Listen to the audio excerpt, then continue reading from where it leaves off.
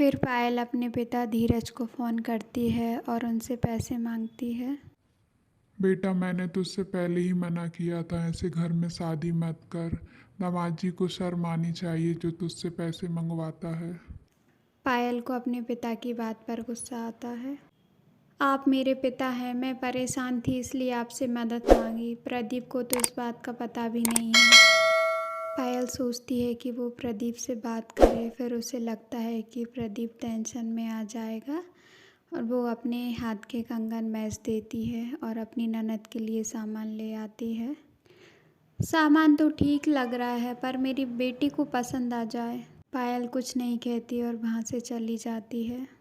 एक दिन सोनम का आज फ़ोन आया था, रो रही थी मेरी बच्ची तेरी वजह से।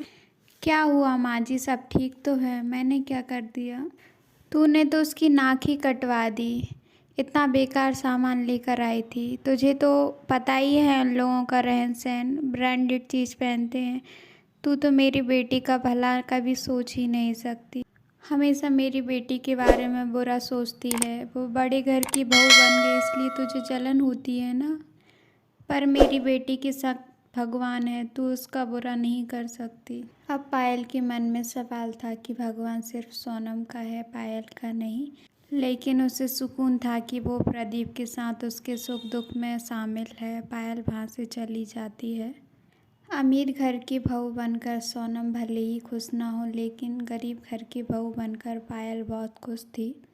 वो खुश थी कि उसका पति प्रदीप उसके हर सुख दुख में साथ देता था, क्योंकि खुशी पैसों से नहीं परिस्थितियों पर निर्भर करती है।